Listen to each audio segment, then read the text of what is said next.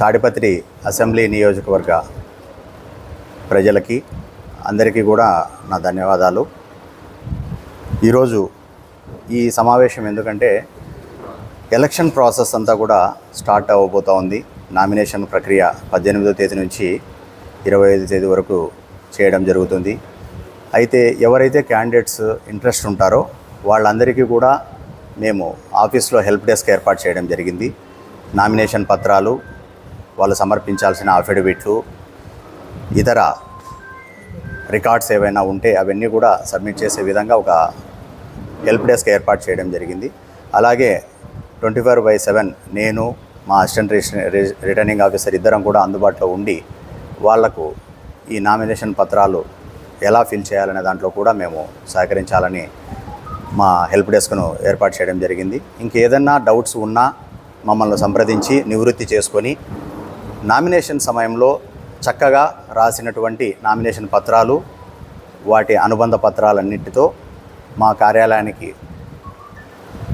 18 నుంచి 20వ తేదీ వరకు 11 నుంచి 3 గంటల మధ్యలో వచ్చి మీ నామినేషన్స్ని సమర్పించవలసిందిగా కోరుకుంటున్నాను. తదుపరి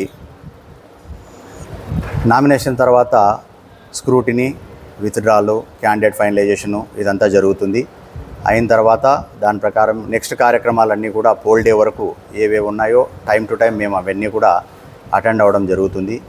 ఈ మధ్యలో ఏప్రిల్ 22 వరకు హోమ్ ఓటింగ్ పైన ఏవైతే అప్లికేషన్స్ ఉన్నాయో వాటిని పరిశీలించడము, అలాగే 14వ తేదీ సెకండ్ ట్రైనింగ్ జరుగుతోంది పీఓస్ ఏపీఓస్కి.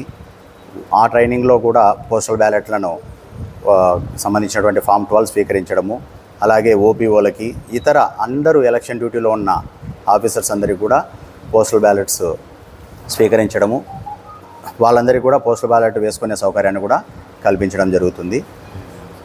అలాగే ఈవీఎంస్ కూడా ర్యాండమైజేషన్ జరిగిన తర్వాత మనకు డిస్ట్రిబ్యూషన్ సెంటర్కు రావడం జరుగుతుంది. అది కూడా అందరూ పొలిటికల్ పార్టీ సమక్షంలోనే ఈవీఎంస్ని మన డిస్ట్రిబ్యూషన్ సెంటర్లో ఉన్నటువంటి గవర్నమెంట్ డిగ్రీ కాలేజీలో ఉన్నటువంటి దాంట్లో డిపాజిట్ చేయడం జరుగుతుంది.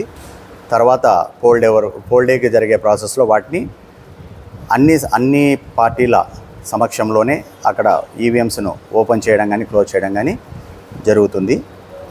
ఆ జాగ్రత్తలు కూడా మేము అక్కడ ఏవైతే డిస్ట్రిబ్యూషన్ సెంటర్ ఏర్పాట్లు చేయాలో అన్నీ కూడా సిద్ధంగా ఉన్నాం మేము ఈవీఎంస్ ఎనీ టైం రిసీవ్ చేసుకోవడానికి.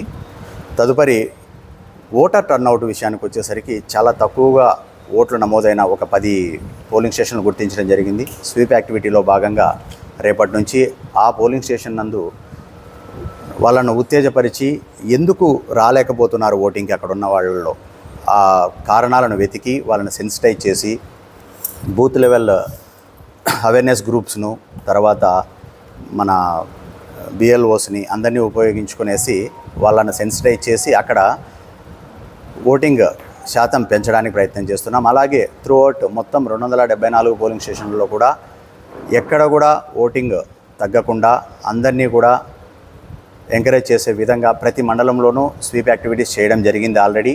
ఇంకా కూడా చేస్తాము. వాటిల్లో ఎంపీడీఓలు, ఎంఈఓలు, తహసీల్దార్లు తగిన కార్యక్రమాలు చేపట్టడం జరుగుతూ ఉంది. అదేవిధంగా క్రిటికల్ పోలింగ్ స్టేషన్స్ని గుర్తించడం జరిగింది డిఎస్పీ గారితో కలిసి. ఆ ప్రాంతాలను కూడా పర్యటించడం జరుగుతుంది. వాటన్నిటిలో కూడా ప్రజలను ధైర్యం వాళ్ళల్లో నింపి ఓటింగ్కి రావడానికి, వాళ్ళకి ఎవరైనా అడ్డు చెప్పే పరిస్థితులు ఏమైనా ఉంటే ఇమీడియట్గా చర్యలు తీసుకునే విధంగా పోలీసు సహకారంతో అన్ని చర్యలు తీసుకుంటాం. అలాగే పోలింగ్ స్టేషన్స్ నందు ఆ క్రిటికల్ పోలింగ్ స్టేషన్ ఉన్న వాటిల్లో వెబ్కాస్టింగ్ ఉంటుంది, మైక్రో అబ్జర్వర్ ఉంటారు. ఇలా అన్ని చర్యలను కూడా ఎలక్షన్ కమిషన్ తరపున మేము తీసుకొని ఈ ఎలక్షన్స్ అంతా కూడా విజయవంతంగా నిర్వహించడానికి అన్ని ఏర్పాట్లు మేము రెడీ అవుతున్నామని చెప్పి తెలియజేసుకుంటున్నాను. Thank you. సెన్సిటివ్ అనే పదాలు లేవు. క్రిటికల్ పోలింగ్ స్టేషన్స్ బ్యాక్గ్రౌండ్ వచ్చేసి క్రిమినల్ హిస్టరీ, ఫ్యాక్షన్స్ ఇట్లా జరిగినట్టు ఉంటాయి పోలీస్ రికార్డ్స్ ప్రకారము. వాటి ప్రకారం గుర్తించడం జరిగింది. 180 ఉన్నాయి 274 గాను. అత్యంత అంతా కాదు, అన్నీ కూడా క్రిటికల్ పెట్టేశాము. కంప్లీట్ అన్నీ కూడా సమస్యాత్మకంగా పెట్టేసి వాటిల్లో వెబ్కాస్టింగ్, మైక్రో అబ్జర్వర్ను ఏర్పాటు చేయడం జరుగుతుంది. ఏది ఎన్నికల ప్రక్రియ ఇప్పుడు 8 నోటిఫికేషన్ 18 రావడం జరుగుతుంది. ఆ రోజు నుంచి 20వ తేదీ వరకు నామినేషన్స్ స్వీకరించడం జరుగుతుంది.